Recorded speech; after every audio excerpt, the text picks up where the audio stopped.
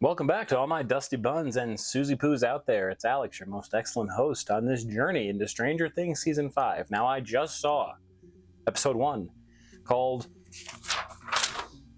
Crawls, or The Crawls.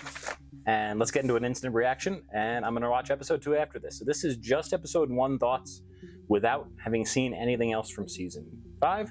So if you're watching this in order, if you're taking time with your family, if you just want to go episode by episode, this is the way for you. But spoilers ahead. I'm going to not have a non-spoiler section. This is just all spoilers. Let's get into it. It's not going to be a long video. I also took notes. Sorry, I didn't really write a script for this.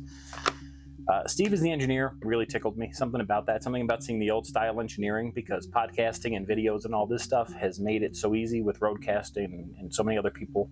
Rodecaster. I don't even have one, but I know that it's made it easy for people just in the digital age to press a button and have any number of sound effects. So seeing the old style engineering reminded me of just the old style of radio, which is pretty sweet. But back to more serious things. Dustin is so jaded, and you knew that something was going to happen after the death of his good friend Eddie, but he is so jaded. It really affected him. It seems to be one of the most impactful deaths on someone in the series after the effect of Barb's death on Nancy in seasons 1 and 2. So that's interesting to see, and it's sad, but Dustin has already gone completely off the deep end. We're one episode in. He's so jaded. He's provoking people. He's provoking fights with the crazy basketball clerk who has already convinced that he's like the next incarnation of Eddie. And he is kind of dressing like Eddie. He has the longer mullet of like that stringy curly hair like Eddie had. He has a weird trench coat now. Dustin, he looks like he's trying to be an outsider almost. So, and he's pushing Steve away. He's clearly pushing his friends away. We see definitively that he pushes Steve away on the phone and says, "Steve, I'm not going to be always there for you to solve your problems." So, something's up with Dustin. And then unfortunately, he gets his ass absolutely handed to him by the basketball team in the episode. And with the beating they gave him, with those full-grown 18-year-old men or whatever, like, I don't know how they're going to play it off in the series, but that's like broken ribs and broken bones and stuff. Like, he's in trouble, because plus he's out at a graveyard. It's not like people drive by and see that this happening. He could be there for a while. So it's a sad situation. I did have to say that, I understand he's fighting back. He's trying to be a badass and he wants to put the snake in the guy's locker. If you care about that animal at all, you really shouldn't put it in harm's way like that, because these people have been known to be nuts. This whole clique and the people throughout all the seasons have been kind of crazy. Like the villains, the high school villains too. The first season, the guy was going to throw them off a ravine and stuff, and was going to had the knife at Dustin's neck. So I think they set a precedent there where it's like, these people are really villainous, and if you care at all about that snake, you shouldn't do this. And then the other thing was, he escalated the fight too with, I understand he was going to get his ass kicked at that point or probably escape, to try to put the paint thinner in people's eyes.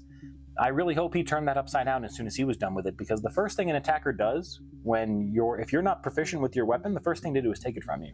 So he splashed it on them. I hope he didn't leave any left, because his eyes were getting burned out. And it's hard to see, because Dustin seems way more intelligent than that, and he's really showing his emotions. So that's sad. Eddie's being brought up a lot.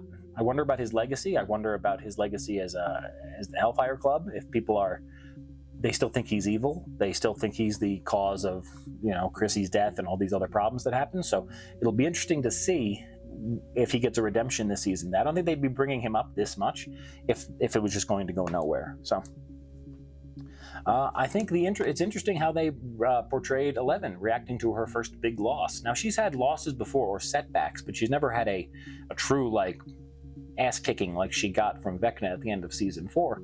So it's really interesting to see how she's pushing herself and really wants to achieve, and Hopper's holding her back, which, that makes me wonder, with Hopper being so specific about, nope, you're not coming on this crawl until you've passed a certain time. Even though she made the time today, he wasn't paying attention, all this stuff. It almost feels like that's going to come back to bite him in the ass, like he's going to wish that she was there, and she's going to have to be the one, obviously, to go in there and save him. That would be my guess. It also seemed that... is Hop going to turn and run?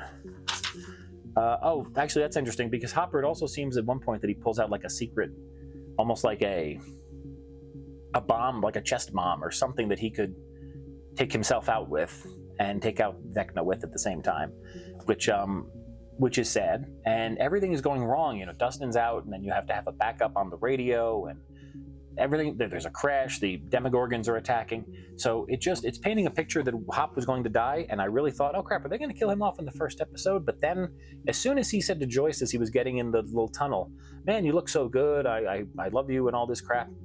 That's like they're laying it on pretty thick there. Like if you watch the TV show Survivor or anything like that, the directors and the producers, they want to craft a narrative and they want to make you think certain ways. So it's really, are you going to go down one path and think that yes, Hopper's definitely going to die because of what they're showing, or are you saying no, they're trying to subvert my expectations and he's definitely not going to die because they're showing all this stuff. So the Duffer Brothers and Stranger Things in general does a great job of this. So I'm excited to see where that happens, where that leads. And it left it on a very good cliffhanger for episode 2. I like how Will has had a lot more to do this season already. He's shown that he wants to be involved with attacking instead of just always being left behind. I feel like the kids at some point are going to have to step up, and instead of just being on the sideline, being lookouts and stuff, they're going to have to head into the Upside Down and take care of business themselves, which is that fits. That's how the series should progress. So what did you think of season 5, episode 1, The Crawls?